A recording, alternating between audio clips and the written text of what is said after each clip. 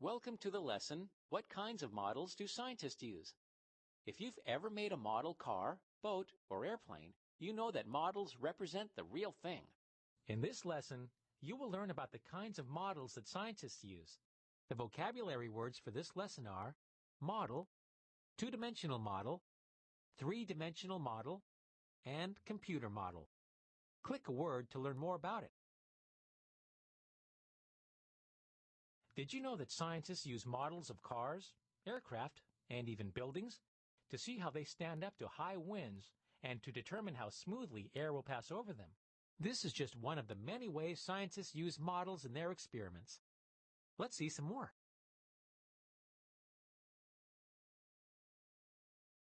Scientists use models to better understand the world we live in, like when it's not possible to directly measure or study something. For example, we can't visit all the planets in our solar system, but we can make models to show their relative size and how they move in space. Click the picture to discover more. A mental model might help you remember how parts fit together to form a whole. This two-dimensional model shows how the water cycle works. This three-dimensional model shows what a prehistoric animal might have looked like. This computer model shows what an atom might look like. This two-dimensional model shows the temperature over a period of years.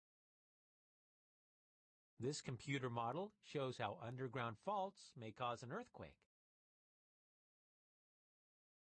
Different types of models help us better understand our world. Click each picture to learn more.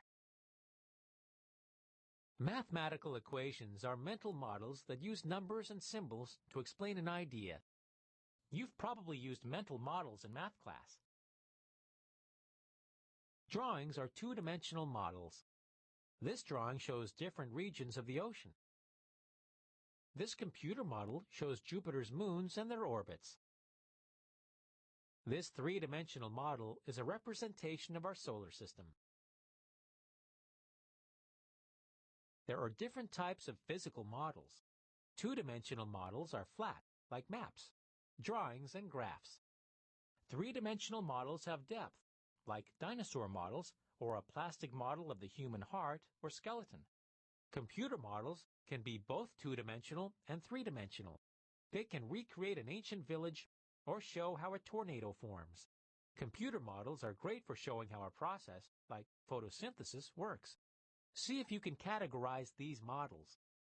Drag each picture to one of the boxes.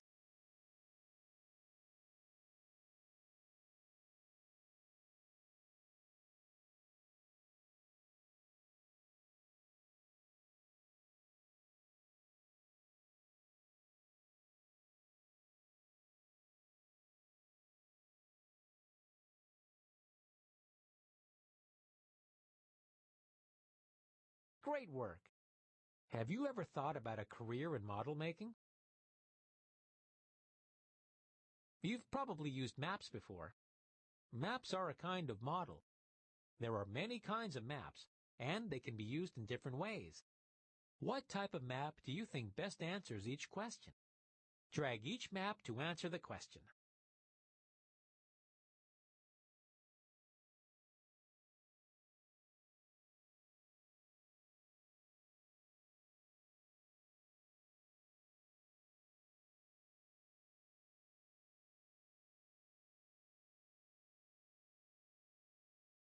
Great! You know which kind of map works best. Scientific models can change over time. When scientists make new discoveries, they add the new information to the model to make it better.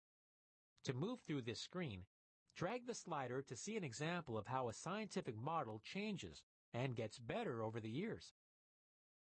Leucippus and Democritus lived in Greece over 2,400 years ago.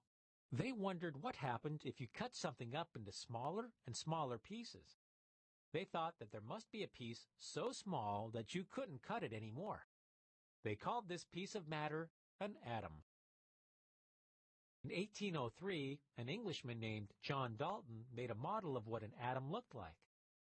He thought that atoms were round and solid, like really tiny cannonballs. In 1904, another Englishman named Joseph John Thomson discovered that atoms contain parts with positive and negative electrons. In 1909, a scientist named Ernest Rutherford. In 1904, another Englishman named Joseph John Thomson discovered that atoms contain parts with positive and negative electric charges. He made a model where the negative parts of the atom were mixed up with the positive parts, like chocolate chips in a chocolate chip cookie. In 1909, a scientist named Ernest Rutherford did an experiment that showed that the negative charges within the atom weren't mixed up with the positive charges like Thomson thought. Rutherford made a model where the negative charges moved in circles around the positive charge, like how Earth moves around the sun. Scientists have discovered lots more about atoms since 1909. Today, scientists know that the negative parts of the atom don't move around in circles like planets. Instead, they wrap around the positive parts like a cloud. Cannonballs, clouds, and chocolate chip cookies. These are all models that scientists have used to help them to understand what atoms look like. As scientists learned more about atoms, they were able to make new and better models.